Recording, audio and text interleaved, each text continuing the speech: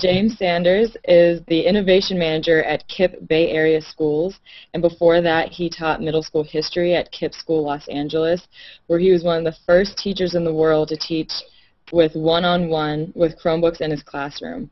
So for the past year, James has been working closely with the YouTube EDU team and created a site called YouTube for Teachers, which we'll be talking more about in detail in this presentation, as well as various YouTube EDU related projects.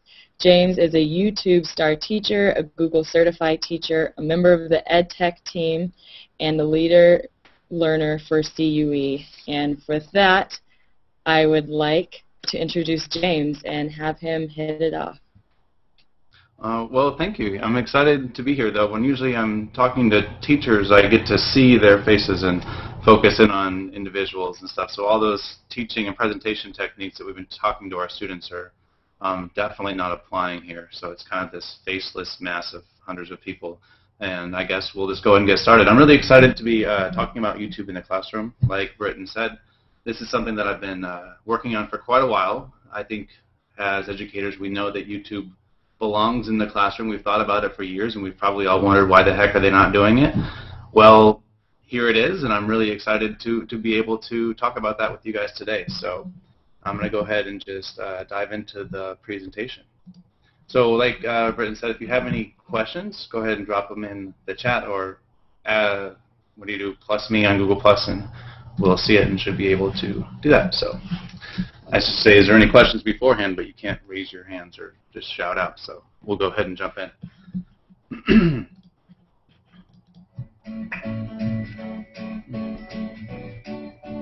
Hey everyone, Professor Koval here with my star pupil, Olivia. While her classmates use YouTube to watch Justin Bieber videos, Olivia goes straight to YouTube EDU, a collection of more than 500,000 free videos from the world's leading educators like PBS, Harvard, Khan Academy, and Sesame Street. Olivia has agreed to share YouTube EDU with you all.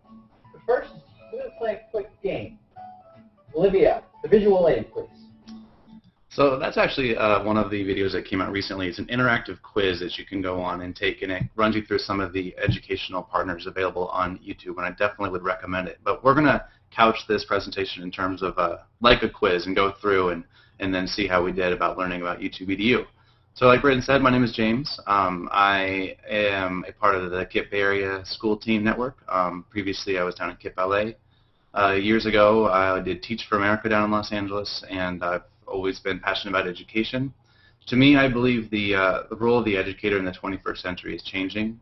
More than anything, I think we need to be curators about designing experiences for our students and pushing them to think critically, collaborate, and have more time in the classroom. If one way we can do that is by leveraging the power of video to offload some of that heavy lifting of needing to get the content to them, and we can focus on designing the experiences, I think that's really powerful. And so we're going to talk about how we can use video to make your teaching lives a little bit easier, and just jump in from there. So I run my entire class. I did teach 7th grade history before this year, all from a website. And so the side on here is a left, and one of the buttons on my classroom website is YouTube in the classroom, or history in YouTube. And what I did is I curate playlists of videos that we're studying in my class and allow my students to be able to go there, click on it, and have all the different videos that I think pertain to the topic that we're focusing on.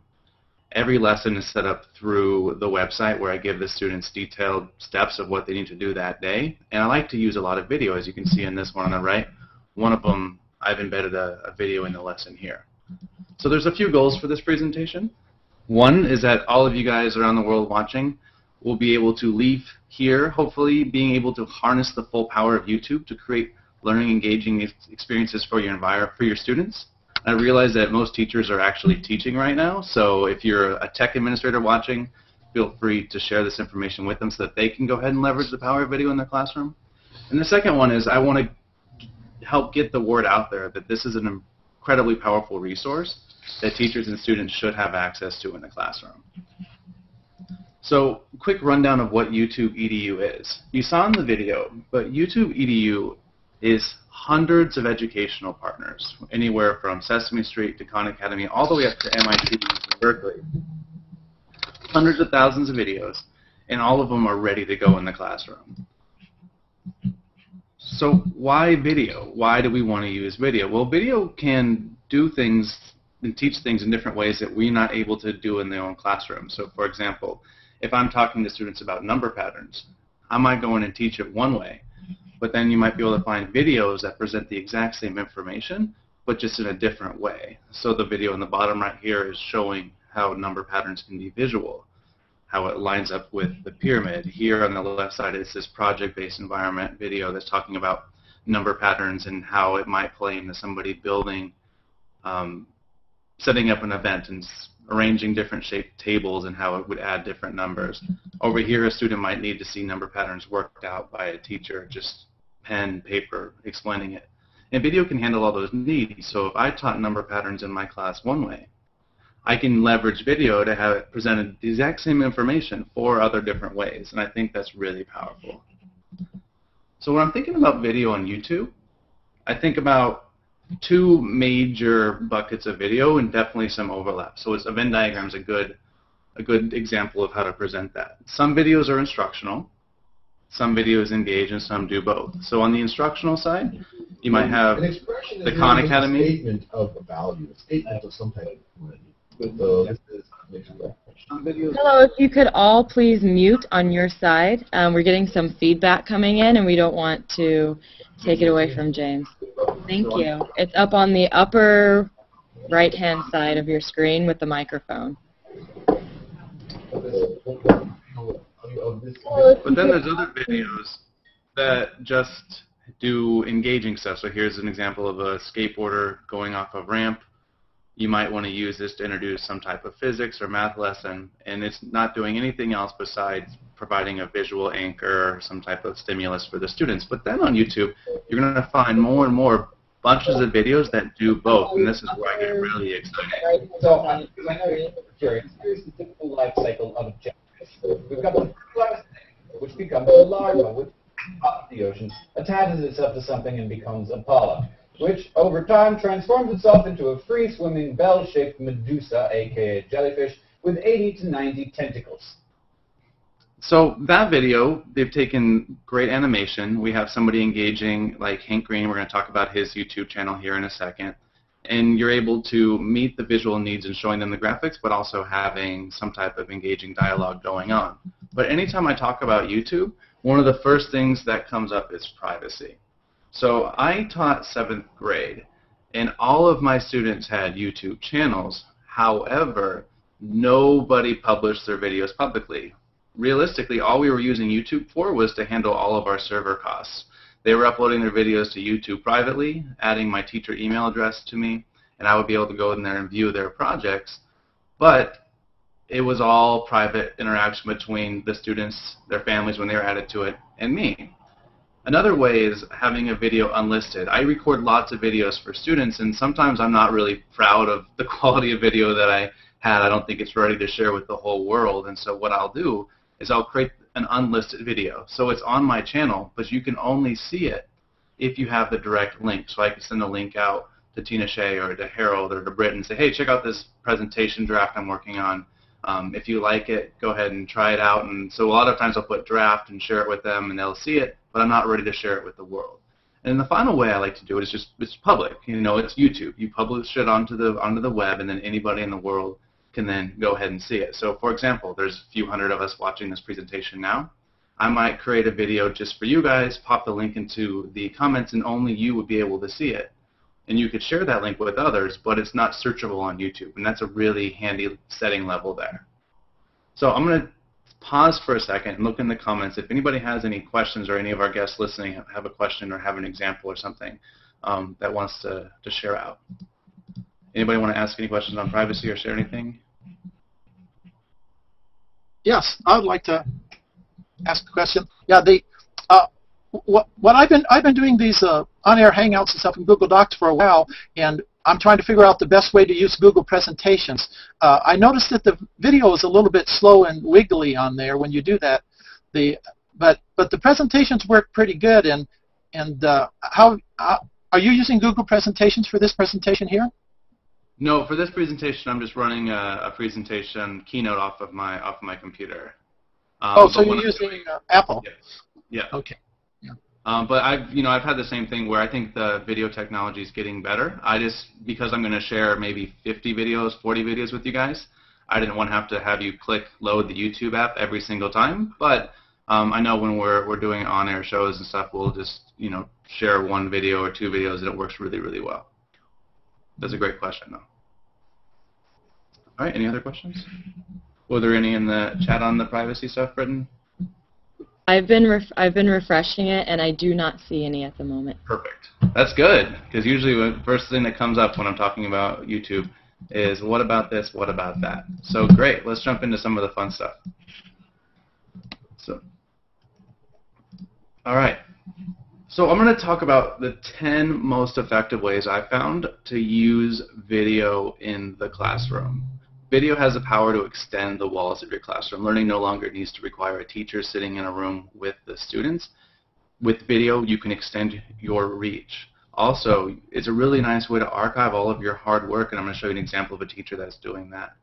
Then the really cool thing with YouTube in particular, and not just any other video site, is you can create interactive videos, and I'm going to show you how those work. Then one of the most obvious examples is hooking and engaging your students through the power of video. I like to desynchronize the learning environment with video, so I call it student-paced learning, and that's kind of the big thing right now, and showing you how to do that, and videos roll within that. Student and teacher-created videos. We're going to show an example from one of the Google certified teachers that I think is really awesome. It's a great way to review for a test or an exam. You can create extension opportunities. We'll talk about that a little bit. A great way to remediate. I know testing is huge here in the States, and teachers are always looking for ways to more effectively remediate some skills that are going to be coming up on the test. And there's only one teacher, and so we're going to talk about how you can create video environments for students to go through that. And then finally, the big one, flipping your classroom and talking about what that's going to look like. So the first one is just extending the walls of your classroom. A couple weeks ago, I was in London, and I was really nervous about handing over my classroom to some other teacher, some other substitute, or another staff member at my school. And I didn't want to do that. But because of video, I was able to be the instructional leader every single day in my classroom. So here's a couple of my students, and they might just be sitting in the hallway working on one of the lessons. They'll plug in their headphones, get the material that I wanted to communicate through video, go to the website, see all of the different lesson items they need to go to, and really the substitute or the person in the classroom is just a tech support or my teaching assistant. I'm the instructional leader. Yes, I created the videos, but because of that platform, I was able to do it from wherever in the world, and that was really nice. Another example is from a friend of mine, Ramsey. And Ramsey runs a website called flipteaching.com, but he uses video in one of the coolest and I think most effective ways in terms of saving time and reaching the biggest audience. So his students have access to his email or his phone number, and they'll text him a question. And rather than answering that one student's question directly, he'll just pull out his tablet, record a quick video, publish it to his channel, and all students can go on there and see that. So he's, saving himself time every single time he answers one of those questions, because obviously, as we know as teachers, if one person has a question, more often than not, other people have that same question. So here's just a quick example of what he does. So in this worked example, the reactants are solid potassium and liquid water. We write those on the left.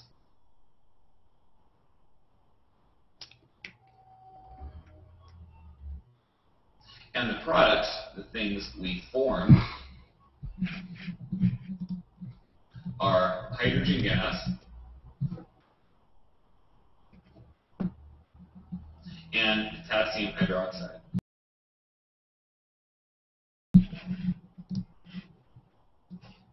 And the interesting thing is they said this potassium hydroxide was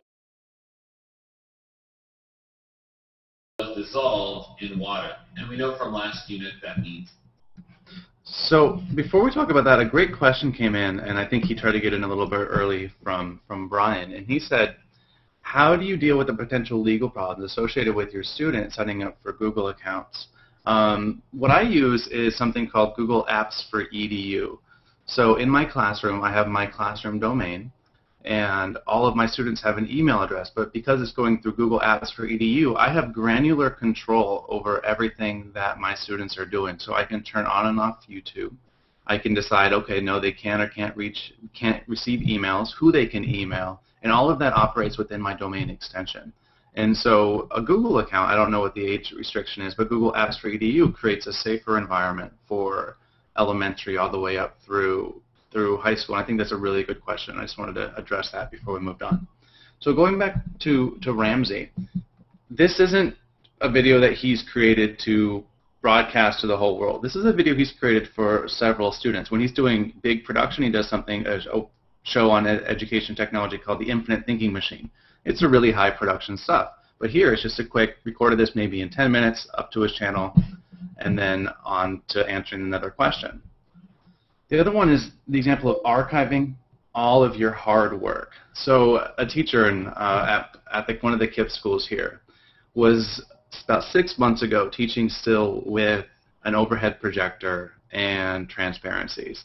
And one of the most effective teachers in terms of content and skills building, I don't know, whatever, had amazing test scores. However, every year all of his work was, being lost to the transparency cleaner or whatever. And so we switched over to a tablet. And whenever he's doing the guided practice portion of his lesson or where he's reviewing some important skills, he just hits record on whatever app he's using. And whenever he's finished teaching that part, he hits stop and publishes it to YouTube. So he's not sitting at his computer working on how do I create this really engaging video. He's just hitting record when he's going to explain something important and hitting stop when he's done, and he's going to post it to his channel. And here's an example of his channel. And you can see here it says CW31, CW229. Those are just means classwork on February 16th, classwork February 17th. And then right below in his description, he's talked about what he taught that day. So when it comes time for students to review the test, maybe for Pythagorean theorem, they go to his channel and they find that video. Their aim is that kids will be able to find the length of triangles hypotenuse using Pythagorean theorem. Two things in here that we don't already know. One is Pythagorean theorem. The other is hypotenuse. But we actually just talked about hypotenuse. Hypotenuse is the longest side of a right triangle. So, I mean, these videos are not the type of videos that I want to come across and discover because they're not terribly engaging. But if he was my math teacher and he has a test coming up on Friday and I know it's going to be on these 4 subjects, I'm going to go to it and watch it. And if you look at the views here on the right, it's 5, 6, 15, 8 views. And so the students that need to review that skill can review that skill. And sometimes I convince him to make it all public for the sake of the world, but before he was just having his videos unlisted and only students in our class could get at it. So that was kind of cool. I'm going to pause for a second, or feel free to have any questions. Go ahead and drop them into the comments, and I can pause to go back and try to answer those questions. Have you seen any, Britton, or are we able to move on? Oh, what apps we recommend for recording? What I recommend to do for app recording is to go to Ramsey's website, flipteaching.com, and there's a section called Tools, and he's broken it down there in terms of different tools. And then also if you go on to YouTube for Teachers, and we'll talk about that in a second, there's a section on resources and tools there as well. So those are 2 websites I want to direct you to. Both have a lot of the same information, and I'll give you a little secret. Ramsey helped us with some of the tool selection on YouTube for Teachers. So I definitely want to give him as much credit as possible as well. Are you part of the EdTech network? Which network, Harold? Well, the EdTech, they do on-air Hangouts. The EdTech, they're all Google certified teachers, and they do Hangouts every Thursday. Yeah, on you Google Teachers. You mean the EdReach network? Yes. Yes. EdReach network. On Thursday nights, the EdReach show has the Google EduCast, and on Monday nights we have the EduNation Cast, which are both on-air live Hangouts. Yes, and thank you for helping out early. Yeah, so they're fantastic. Yeah. So I want to talk about interactive videos. Every time I'm talking about YouTube, this is the thing that teachers get most excited about, and I want to show you how it could be done in a really easy way. So let's say, for example, I'm teaching chemical reactions, but I don't want to create 4 amazing videos on chemical reactions. I'm sure there are great videos on each of the different chemical reactions that you're teaching. So what I did here was I created just a Google presentation slide, and these are just, you know, boxes and text, and I took a picture of it, and then I made a little 30-second video recording of this picture. And then within the edit settings on a video, and we can talk about this a little bit more detail later if we have time, you can add annotations on top of each picture so that when a student's watching it, they can click on the picture and it takes them to that video. So I'm going to play it and then I'll try to pull up another website to give you guys an example. Use this video to learn more about the different types of chemical reactions. Click on a chemical reaction and watch the video. If you'd like to view another chemical reaction, simply hit the back button and select another chemical reaction. And like I said, that's all that video is. But rather than saying, students, here's 4 blue links that I want you to click on to learn about chemical reactions, they are embedded within this one video, and it's one place that they can go. And some people say, well, why don't you just give them a list of the 4 videos you want them to watch?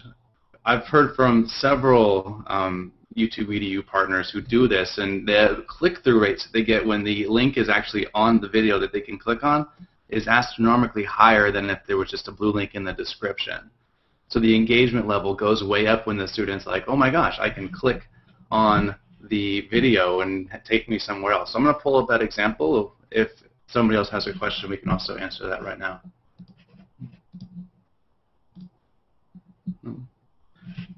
Tina Shay, do you want to introduce yourself? I know that you're visiting here and newly minted Google certified teacher. We're going to be talking about one of her great videos here in a second, so I thought this would be a good time to introduce yourself while we're waiting for me to pull up that example video. Okay. Hi, everyone. My name is Tina Shay Blanchett. I teach high school mathematics at John Ehret High School. I'm in the New Orleans area, and I've just recently gotten into using YouTube as a tool. I started out earlier this year doing a math rap video with my students for our state technology contest, which we won. Some of you are probably familiar with the Westerville South. They've been doing a lot of math videos for a while, and my students were inspired by them, and so we started making our own math rap videos. So it's been a really exciting journey, and I'm actually just mailed off my camera to Westerville South in Ohio so that they can start filming so that we can do our finale video, which is going to be a mashup between our 2 schools. Yeah, thank you for sharing that. It's going to be something that we talk about a little bit later, but I wanted to give you that chance to introduce yourself. She's fantastic. Go ahead. So this is the example of that same video, but it has the annotations over it. So the student clicks play, they're watching the video, Use this video. And then if they click on one of the chemical reactions, it automatically will take them to that next screen. With more engaging than myself, My name's Chuck Seligman. I teach science. who's actually doing the chemical reaction that I wanted to be explained. And so that's a really nice way of doing that. Okay, so let's see if we can pull up this screen again. There we go. So many windows open. All right, let's dive back in. The next one I want to talk about is being able to engage your students in some type of hook video. If you're going to talk about the digestive system, there's no better video than something like this to start off the lesson. Hey, and today we are going to talk about farts. What are they? How do they define us? And how much weight do we lose every time we fart? Now, it's easy to think that talking about farts is immature, but they are incredibly complicated. And by analyzing them because they're funny, you can accidentally learn a lot of science. Plus, we're in great company. So, obviously, talking about farts, that connects greatly into the digestive system. While we were waiting, there was a few questions that did pop in. One of them was that students that don't have access to the internet at home. So right now, about 80% of my students have access to the internet at home when I'm teaching, and so I actually don't do a full flip teaching model. I still do stuff that can be accessed offline or online, but I know some teachers that have gone, or schools that have gone to the full video model, they actually create DVDs or flash drives of the video files themselves, because if you're creating the videos yourself, which is I think any good flip teaching teacher might be doing, they can also just share the video file. But that's definitely something that we need to be working on more as just a country. It's just internet access needs to be just as ubiquitous as power, in my opinion. Another thing about hooking your students into video lessons or videos can take you places where you really can't go in the classroom. This is an incredibly powerful video of these guys descending into the bottom of a volcano and being able to just see that as a student before talking about the little diagrams of what a volcano does and whatnot. I think that's incredibly powerful. And like I mentioned earlier, I like to create student-paced learning environments. So what I'll do is I'll do the direct instruction myself, but in video form, freeing me up to go sit next to a student that needs a little bit extra help or work with a smaller group of students. And so here's an example of a video I created on the Empire of Ghana or Mali, or one of the medieval West African civilizations. Mr. Sanders here, and today we're going to be talking about the Empire of Ghana, located in the western half of Africa. So let's take a look at where we are in time. At this point, West Africa had been using iron tools for close to 1,000 years. However, we are a few years before the city of Timbuktu becomes a major center for culture and education. In this video, we're going to be focusing on Ghana from the year 500 up into the early 11th century. The capital of Ghana was actually 2 separate towns. So this video, in all honesty, does take me a lot of time, and I'll create one video like this maybe once a week. It's a lot of work, and I've seen it pay off in the classroom for my students who get engaged by it. And I also, because I'm heavily involved with YouTube type stuff, I like to be able to share these with the rest of the world. But I understand that a teacher is not going to have the time to be able to do this on a day-to-day basis. So sometimes I get stuck or I get behind, and I'll just take some old presentation that I have, hit play, just like Mr. Boots was doing in his math class, and create a video in classroom. So I recorded this first period, and then I was able to work with second, third, and fourth period, and they could go through my presentation. So it just creates multiple me's, or students can go back and rewind me if they need to. And I think that's pretty cool. And what it looks like in my classroom is this, where each of them on their Chromebooks will either be working in a small group, applying the information that they've learned, on my YouTube channel, watching the video, or on the lesson channel, watching the video for the day, or working in a small group with me without the technology, because I think that's really important. I like to have a lot of Socratic seminars and being able to work with my students in small groups. And with 30 kids in the room, there's got to be a way to break that up, and that's where I can leverage video or leverage small group instruction. I think that's really powerful. I'm going to pause again and check all the feeds and make sure there's no other questions coming in. Another question is, I think referring to Ramsey, what does he use to record his stuff? He mentioned tablets. So a lot of his recording is actually done on one of these Wacom tablets, and I'll share my screen here, like one of these tablets and a pen. So he's actually just doing it from his computer. I don't know if he has an Android tablet or an iPad tablet. I know they both have great screencasting software. I'm an iPad guy, but I know other teachers that use Android.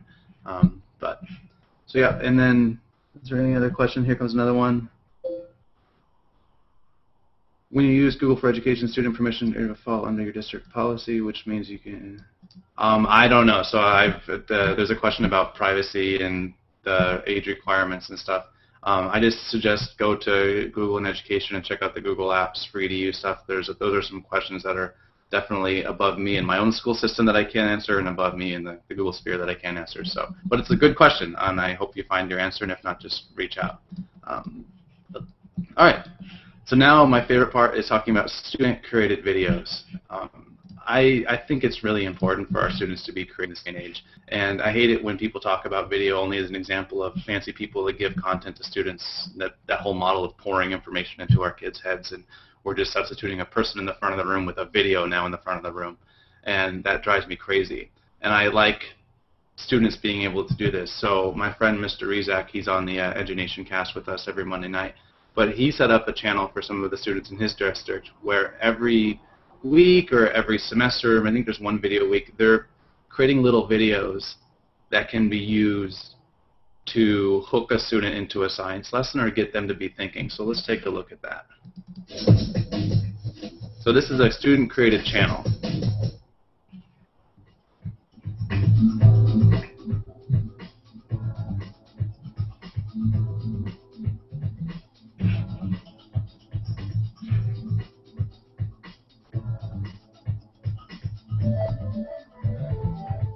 So there's no text here.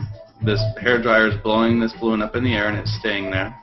And then you have to make a prediction. They're going to bend the hairdryer over, if you can't read it, over to one side slowly. What's going to happen to the balloon when that hairdryer moves? And so you have to make a prediction, and then they do it, and they see that, whoa, even though it's off to the side, the balloon still stays there. Then the video stops, and you have to explain why that's happening. And I think that's fantastic. This isn't teacher created. This is student created.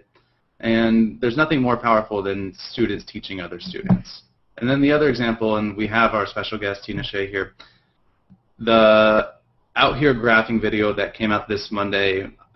When we were talking about it on one of the shows that I do, the biggest conclusion we came to is what a great way to motivate the staff within a school. I'd love to hear from you about the reaction of the math teacher. So the whole math department and what looks like the whole school came together and created this video talking about graphing of all things in math. And it's fantastic. So I'm just going to play it and we'll talk about it afterwards.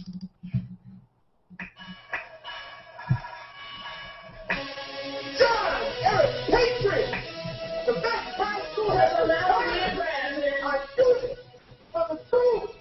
My students are now in I don't care what nobody says. I'm a teacher, on sections, and they're out here laughing.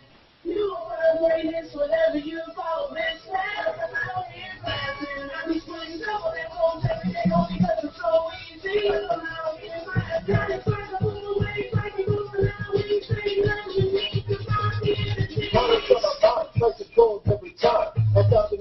So I definitely suggest the screencast isn't doing it justice to go out there and watch it, but I would love to hear from Tina Shea. What's been the effect on your school of having the whole school come together and put something of this caliber video out there? Well, I guess the main you're muted. thing that, There we go. can you hear me? Yeah, now we can. Okay. Basically, I guess the main thing is that, you know, there's a lot of pride. There's a lot of school spirit. There are a lot of people, you know, I think we all have colleagues that usually when you see them, they don't really have much positive to say.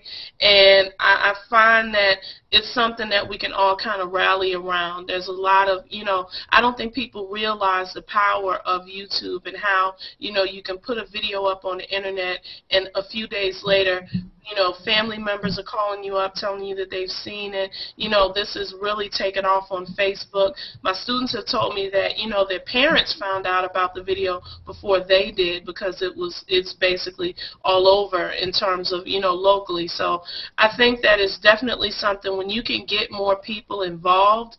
Not only can you have people, I guess, interested in the academic aspect of it, but I think more importantly, you can show people the power of the internet, because a lot of parents, a lot of teachers, they don't understand. They think it's just some, you know, toy that we're playing around with, and they don't get how much power is in creating these videos and putting them online for anyone to see.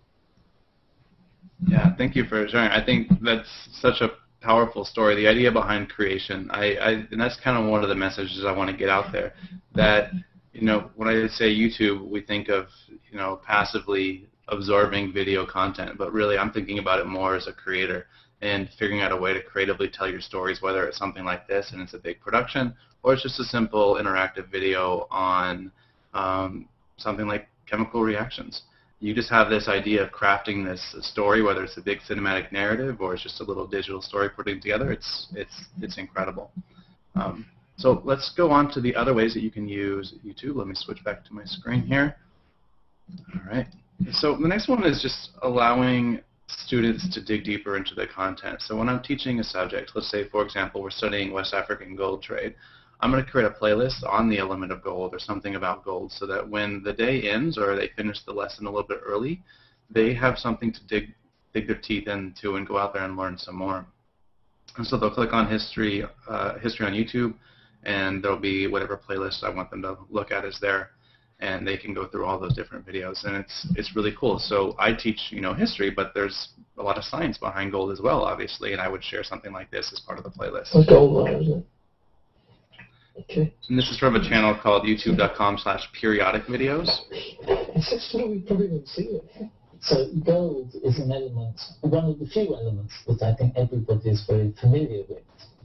Women and many men wear it as a wedding ring. I don't wear a wedding ring because as a chemist I'm frightened that it will react with mercury and go silver and colour and will therefore and that guy is great. There's a bunch of videos on his channel at youtube.com/periodicvideos.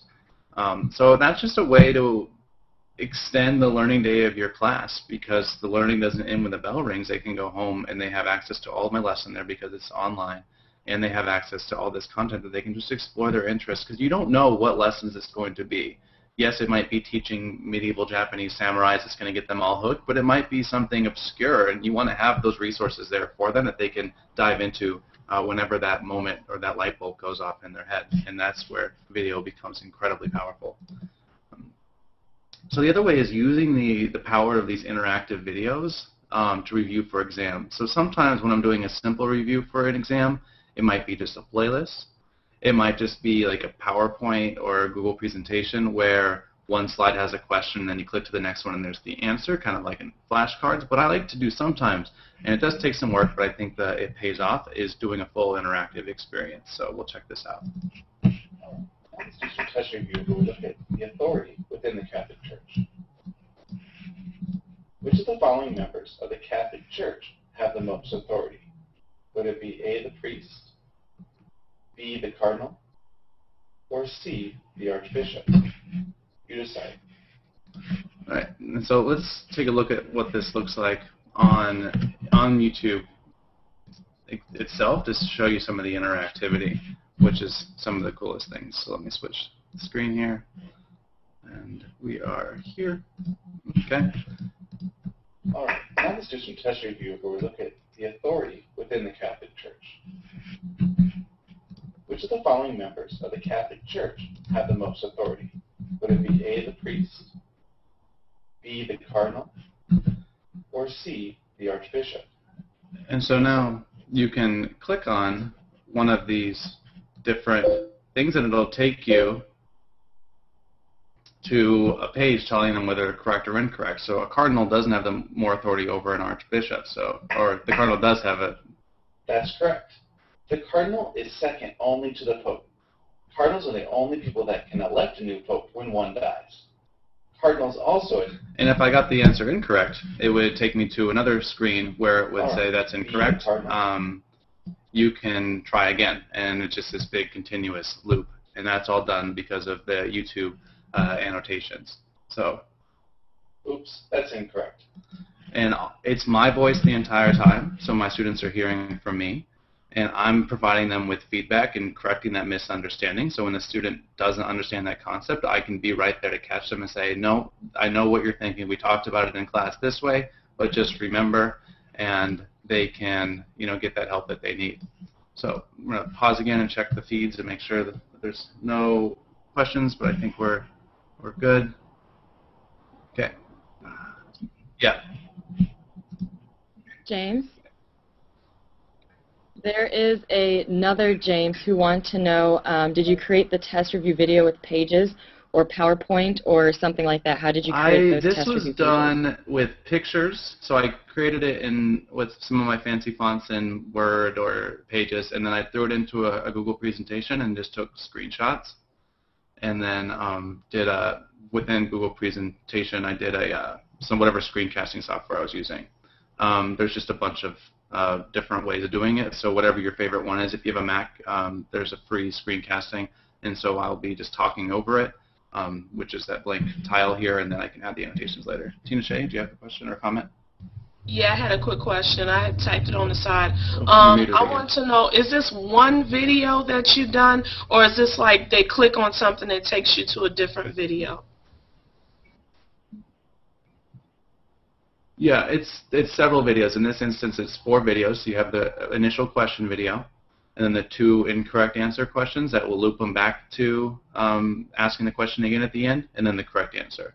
So you have to map it out. So remember, I started this presentation with that big YouTube EDU quiz. That map it was pretty extensive. So you can create these little journeys for the students to take them from video to video, and it's pretty powerful. But I'm looking at the time. We're at 9:40, so I'm going to make sure you get to the stuff that I'm really excited about, which is YouTube for schools, YouTube for teachers, and some of the great content. So, but thank you for asking that. It's a good point to make. So to help, video allows you to help different students that are struggling. You can create different videos or have different lesson plans for each individual student. And because it doesn't require you to be there teaching it all the time, you could be using video so you can teach the students that really need that one-on-one support. So last year in LA, one of the teachers was reviewing for the big state test, and so he created 4 different groups based on their abilities. And so the green group would have 3 videos of his, and the red group would have a different 3 videos of his. The yellow group would be working directly with him, and then the blue group would be the advanced group being able to push into some of the new stuff. And all of those would be different tracks that the students could be on with their videos, and it was all done through Google Forms, so they're entering in their answers and running scripts in the background, which I think one of the presentations later on the day is about scripts and how you can take Google Forms and have it be self-grading and give the kids feedback and a lot of stuff like that. Let's see, have you tried incorporating video? I have not, but I know there's ways to doing that. That's the answer to the have you incorporated videos from other learning management systems. No, I only use the YouTube. So the last one, last way of using YouTube in the classroom is flipping your classroom. So what that means is at home, they might be watching this video and learning about the digestive system and all that new content at home, so that in the classroom the next day you can actually do the more important stuff, which is the hands-on doing. So here they're learning about the digestive system through video. This one's not a teacher-made video. This is some other science channel. But then in class the next day, they're actually doing an experiment, actually taking a dissection and pulling out and mapping out the digestive system, which that hands-on learning is what we're getting at. If they were just watching this video in class, I would say you're using video incorrectly for the most part if they weren't doing also the application piece. And then it wouldn't be a presentation on flipping the classroom if I didn't mention Khan Academy. So Khan Academy is a website with thousands of videos, which are definitely falling into that instructional side of video. And I know some schools either create their own just like it or similar type of videos, or leverage the Khan Academy where they'll have those videos as teaching the direct content, and then the students can come into class the next day and actually be applying some of that information that they learn. So I suggest checking that out, especially if you're a math teacher. So those are the 10 big ways that you can use YouTube in the classroom, in my opinion, and there's more, and I'm learning about more and more every day. But because we have 10 minutes left, I want to get into the resources, which are incredibly powerful. So YouTube for Teachers, like Britton mentioned, this is a site that I got the opportunity to help put together over the summer. What YouTube for Teachers is we've started to create playlists of videos that are aligned to the national teaching standards. So for math and English, that's the Common Core standards. For science, it's National Science Teaching Standards, and Common Core will realign it to that when it comes out. And then for history, there is no national history standards, so it's aligned to just general topics in history. And it covers all of the stuff that I talked about here on the ways to use YouTube, and then some tips and tricks for getting started and how to start your own channel. But what if YouTube's blocking my school? Well, we created this thing called YouTube for Teachers, or for schools, where it's a web filter that allows your school to access all the content on YouTube EDU, which is those hundreds of thousands of videos, and all the rest of YouTube is blocked. But in my opinion, obviously having YouTube unblocked is the preferred method. But if you have to do it through YouTube for Schools, you can actually add individual videos to your school's whitelist through the YouTube account. So if you know of a school that has it blocked and there's no way we can open up access, I definitely suggest you check out this filter and this tool, because the content that you're seeing and are about to see is just, it's almost criminal not to be able to have it in your school. So YouTube I have for a quick Schools, question. Blocked, and let's talk about some of my favorite channels on YouTube. I have a quick question. Yeah. See, we have a bandwidth problem in our school. That's why we don't use it. So what we're doing, is basically we can download the videos and put them on flash drives and use them in our classrooms that way. What do you think of that suggestion? I think if you created the video, and if it's your own video, then whatever you do with that video is good, like putting on a flash drive. You can't. It's illegal to download somebody else's videos and be sharing it. They put it on YouTube, and I don't think you have permission to download it there. Like I said, it's just that we have the bandwidth issue as well. So what I do is I will show the major videos sometimes in the class with one computer rather than having 35 trying to stream a video at the same time. Thank you. Yeah. So the first channel is SciShow, youtube.com/SciShow. Let's check this out. Hello, I'm Hank Green, and I'm here to tell you to gird your loins for SciShow, a new show that may change the way that you see your planet, your universe, and maybe even yourself. Unfortunately, we're not allowed to show you all the amazing stuff we have cooking up on our... Well, actually, screw it. Just don't tell me when we show you this stuff. In-depth science to feed your brain. Wind power, as you may have guessed by now, all weather on our planet is created by the sun. It behaves like liquid when you stir it around and dip your finger. So SciShow is great. The other one, CGP Grey, I love his content. He comes out with new videos all the time explaining difficult concepts or concepts you didn't know were difficult and showing you how complex they are, like the leap year. A calendar year is made of 365 days, a number that refuses to be divided nicely, which is why we end up with uneven months of either 30 or 31 days, except for February, the run to the litter, which gets only 28, except when it gets 29, and then the year is 366 days long. Why does that happen? What kind of crazy universe do we live in where some years are longer than others? To answer this, we need to know just what is a year. Way oversimplifying it, a year is... Okay. The Spangler effect, which Steve Spangler, famous YouTube scientist, has a new channel or new show called The Spangler Effect, and it's like an episodic, one episode coming out once a week and talking about different science adventures and different stuff. I definitely suggest checking it out. We are going to try to attempt the world's largest physics demonstration or lesson right here at Coors Field. Please welcome the Steve Spangler Science Geyser team.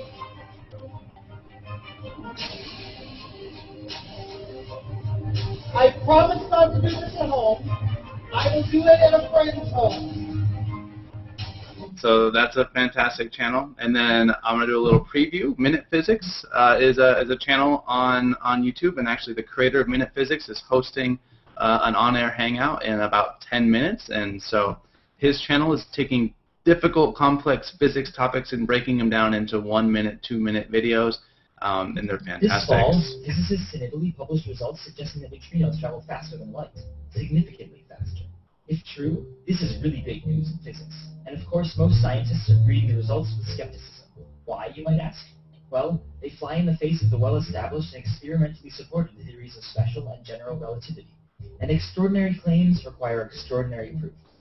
So let's go visit the opera experiment in Italy, Ian. Fantastic. It talks about why some rocks are flat, some rocks are round, and a lot of stuff that goes above my head, but because of the way he explains it, I'm actually starting to understand some of this stuff.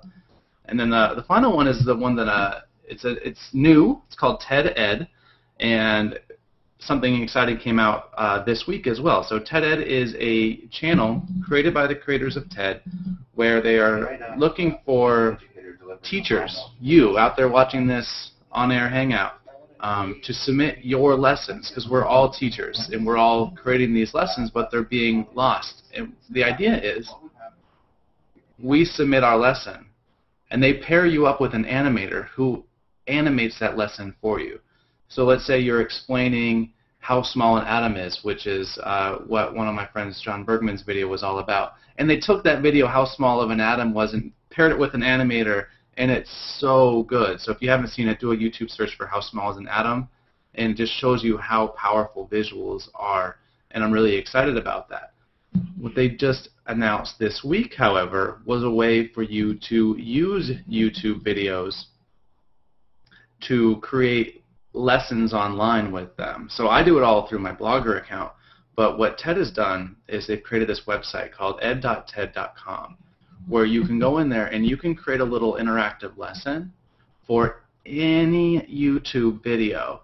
So I go to my account, I sign into my TED account, and I click YouTube, and you can find any video on YouTube. It doesn't even have to be a TED video, and you can create a lesson for it, and then share it with your students or share it with your fellow teachers. So pause it right here. Here's the examples of some of the TED ones, but if you click this YouTube button up here, you can design a lesson, you can ask them questions, and you're going to get the answers to those questions. You can provide them with additional resources. And this tool only came out last week, and it's only going to get better and better as time goes on. So if there's one thing you take away from this, one, YouTube belongs in every school, and two, go check out TED-Ed. It's amazing. And finally, and we're just on time, I want to finish with my favorite YouTube video. And of all the videos, yes, this one's my favorite. It's fantastic, and soon after this, it's going to be your favorite too. So let's check it out.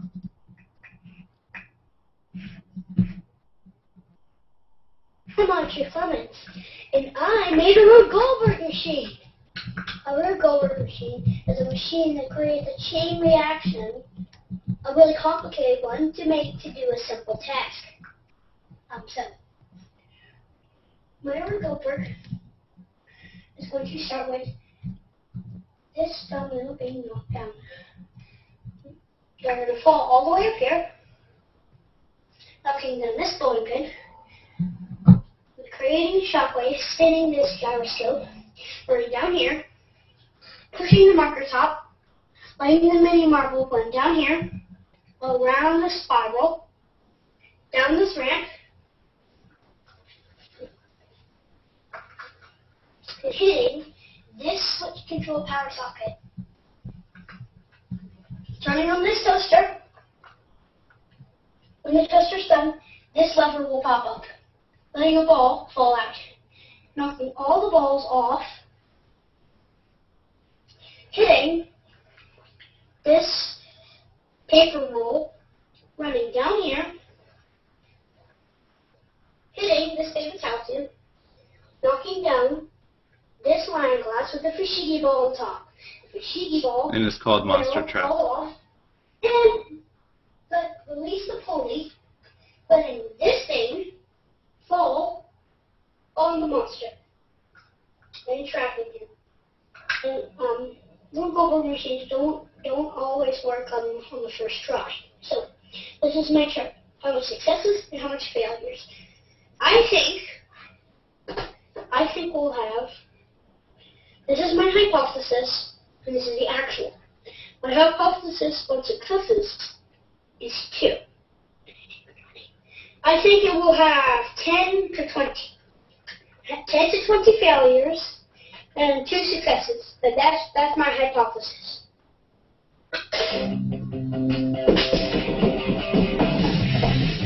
Oh!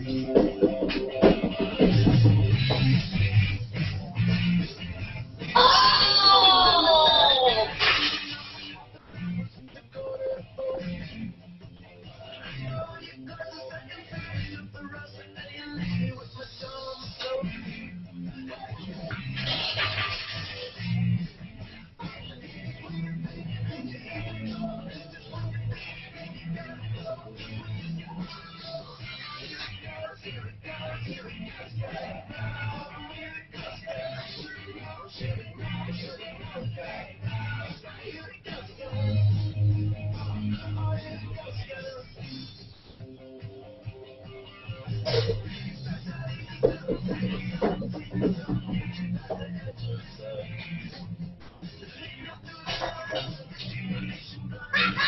It works! It works on the 4th try!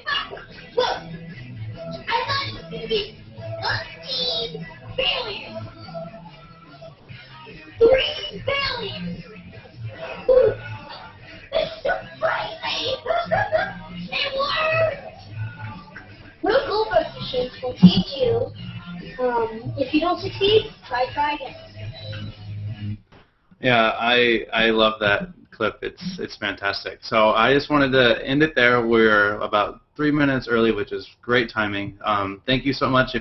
I tweet all the time about some of my favorite videos and share out the YouTube teacher videos of the week, and I'm sharing them all the time on Google Plus as well. So feel free to follow me there. But I just wanted to say thank you for joining us, and if you have any questions, feel free to reach out online. I'm pretty accessible. But yeah. And I definitely want to thank you, James, for that awesome presentation. I look forward to watching it again online on your YouTube channel. And also, I just want to thank everyone who's joined us today for the Hangout and everybody on the live stream. If you are interested in seeing some more of these videos that are coming up today on this Education on Air conference, remember you can go to sites.google.com/site/EDUOnAir. Thanks, guys. Bye. Thank you.